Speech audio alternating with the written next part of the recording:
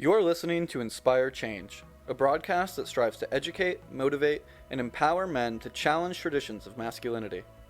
To guide us through the intricacies and intersections of emotions, relationships, and male identity is renowned psychologist, author, and speaker Gunter. This is Inspire Change. Before I begin the actual podcast, I would like to respectfully acknowledge the Gadigal people of the Eora Nation, who are the traditional custodians of the land on which I work. I would also like to pay my respects to their elders past and present. Welcome everybody to another episode of Inspire Change. Let me ask you a question. Is being a dad freaking you out? Do you feel like you're trapped in a triangle of excessive anger, guilt, and anxiety? In other words, are you feeling like you're stuck in this emotional Bermuda Triangle?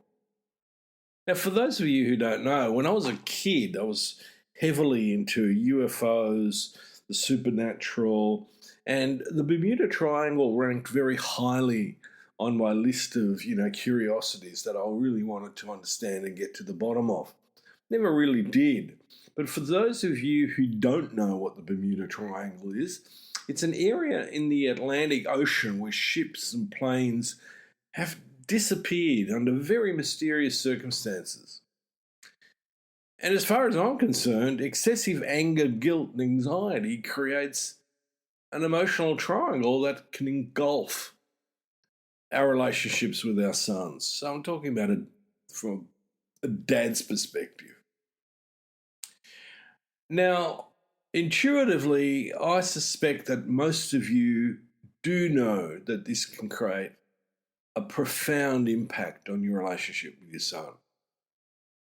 I can't imagine anybody going, "Oh no, it's so cool. It's fine. I can, let my anger fly and, I can feel, my own guilt, but I won't express it to anybody." Same with anxiety. No one really knows that I'm anxious except the way that I behave.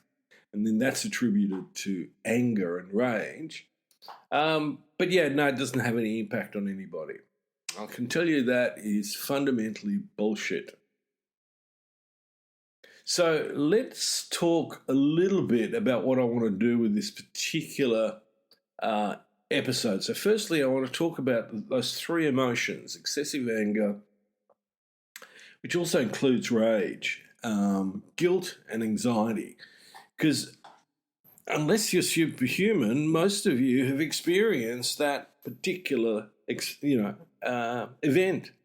Something happens between you and your kid, you lose your shit, and then later on you feel guilty, and the next time around when something else happens, you feel both anxious and angry, and it really makes a mess of the whole relationship. So let's talk a little bit about excessive anger. So excessive anger generally occurs when we haven't dealt with underlying feelings, often feelings of hurt or sadness, guilt, anxiety, shame. And it's a defense mechanism in a way. It's sort of there possibly to try and protect our ego, for want of a better word, or our self.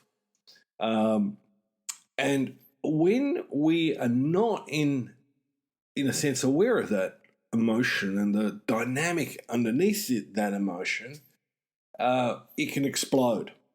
So suddenly we go from 0 to 100 and the walls are shaking, the windows are blowing out, and the kid's fundamentally in a state of anxiety. Now, if it's a teenager, you might get two reactions. One is he might go for you physically.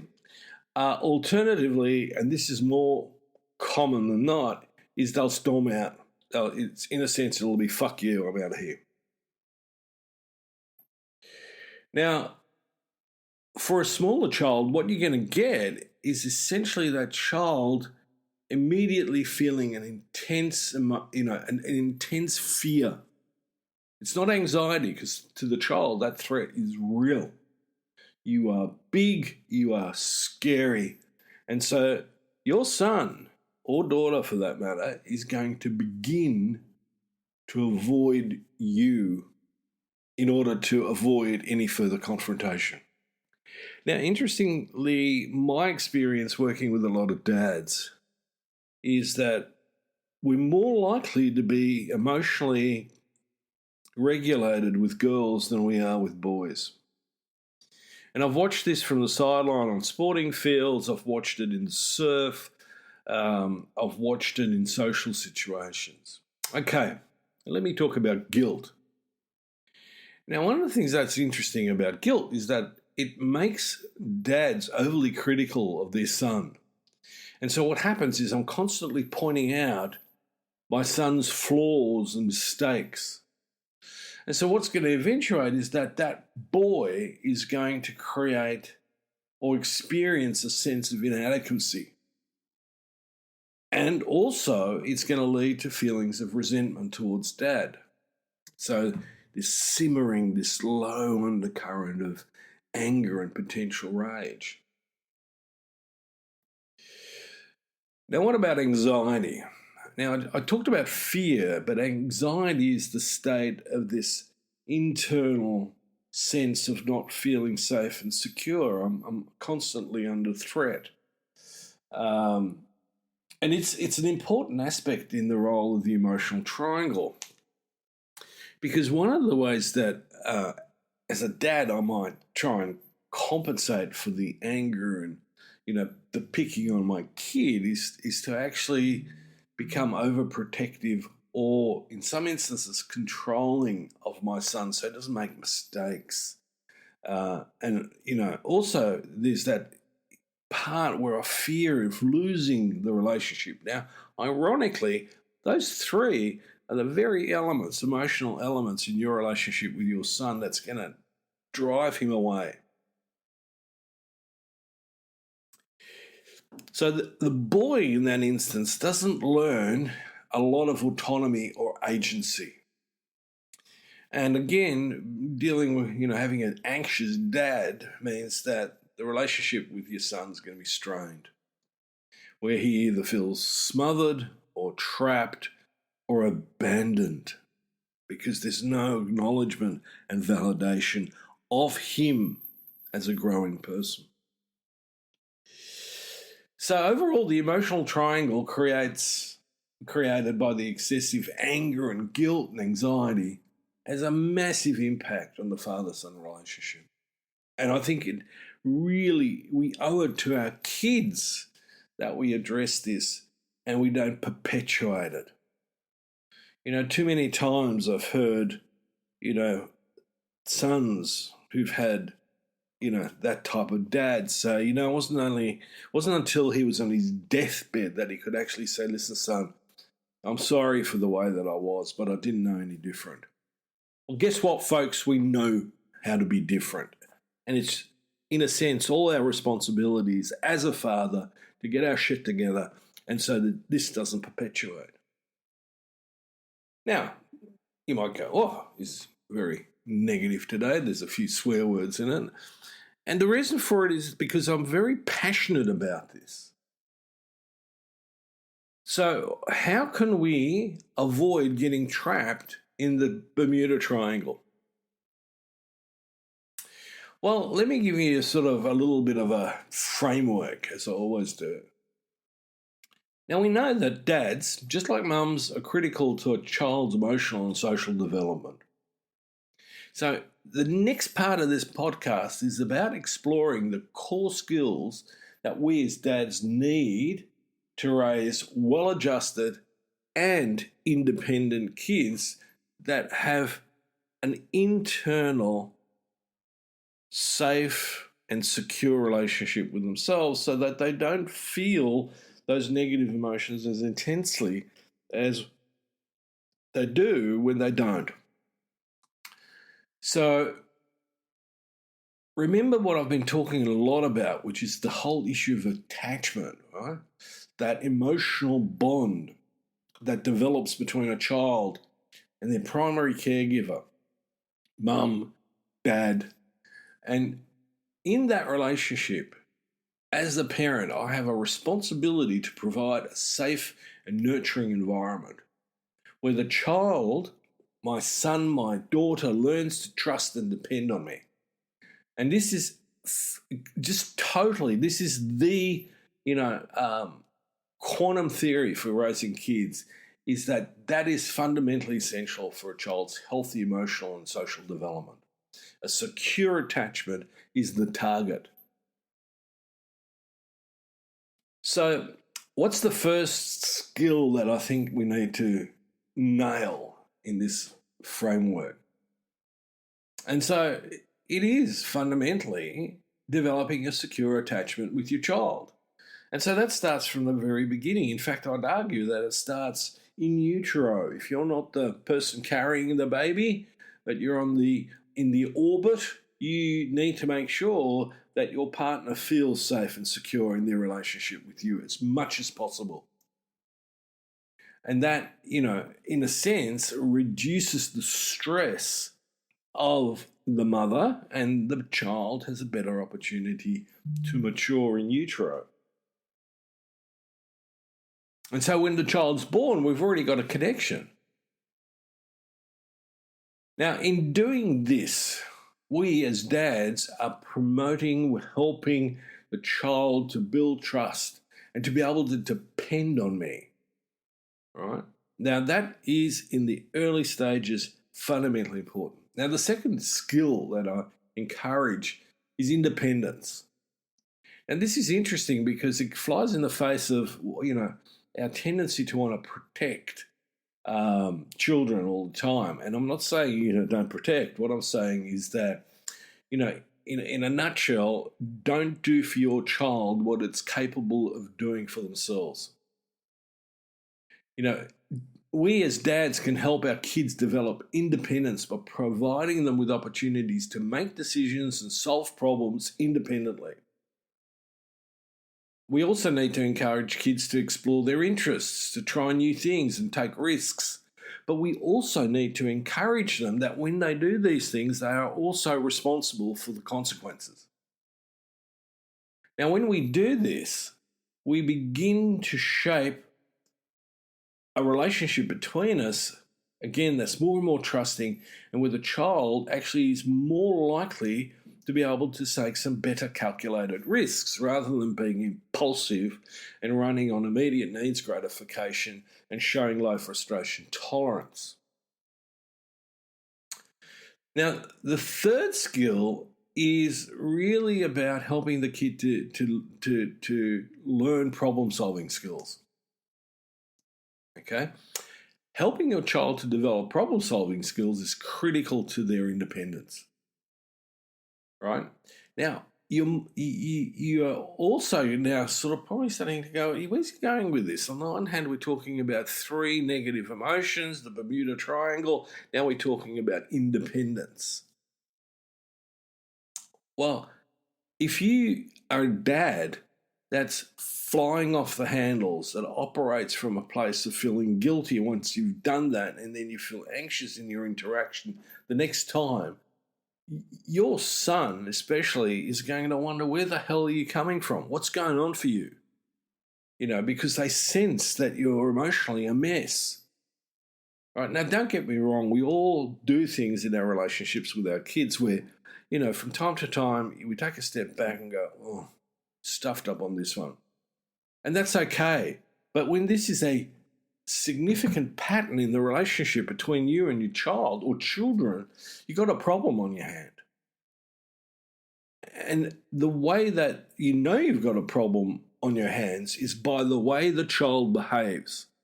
We know from lots of studies that most of the characteristics in children are not necessarily just innate, they're actually socially learned.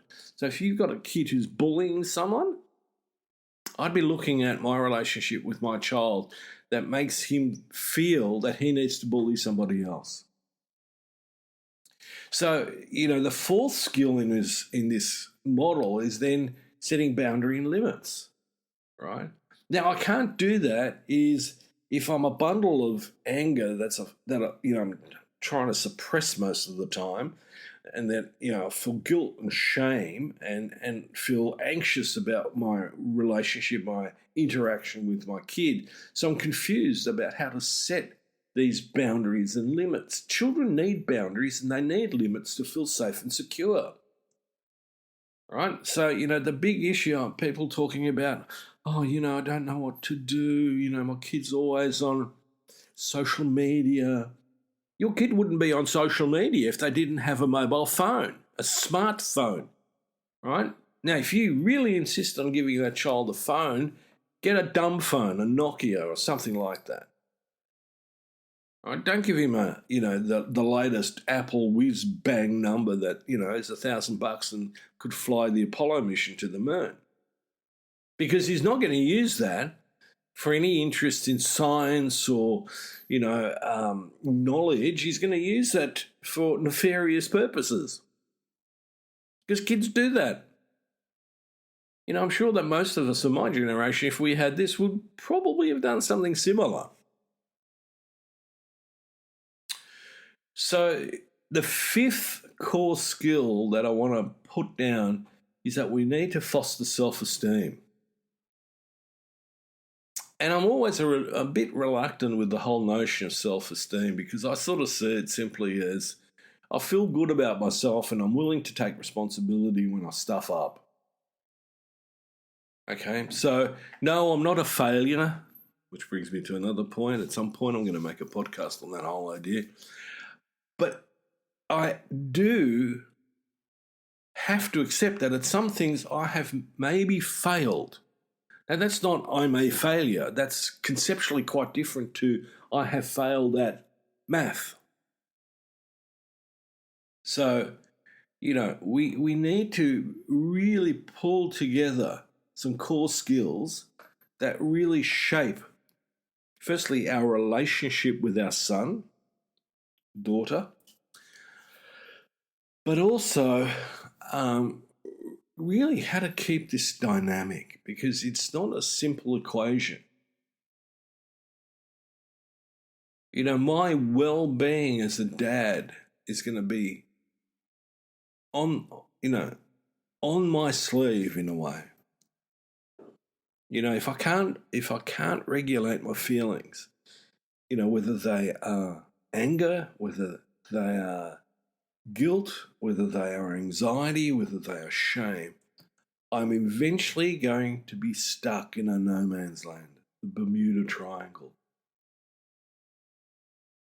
And in that triangle, not only is my emotional relationship with my son disturbed, but also the practical things that my son needs to learn are impaired. Why, why doesn't he get out of bed earlier? Well, I have to think about what's going on. Self-awareness, again, becomes one of the core elements in this. So I know that you might feel that this podcast has been a bit bitty, and it has. It's been two bits. One is the Emotional Bermuda Triangle, and secondly, how do I raise an independent kid? And that is not a child that is unattached. It is a child that is secure in their own attachment and therefore secure in their attachment with others, especially those that are truly important. Because sometimes, kids walk with their feet. Gabor Mate talks about that in his book about hold on to your children, families more important than peers. They and everyone goes, they need their friends and so on. They need their family first, frankly. And I think that's part of the focus that we need to bring to play is that where are the priorities? Who are the priorities? So on that note, I want to say thank you for listening. Let me invite you to the next podcast. Right now, I'm not sure what that it's going to be, but, it'll be interesting. At least I think so. So until next time, this is me signing off. Thank you for listening to Inspire Change, a broadcast that strives to educate, motivate, and empower men to challenge traditions of masculinity. For more information on the Making Good Men Great movement, or for individual or group coaching sessions with Gunter, visit makinggoodmengreat.com. For inquiries regarding broadcast topics or appearing on the show, email Miranda@noartainment.com. That's Miranda at NOIRTAINMENT.com.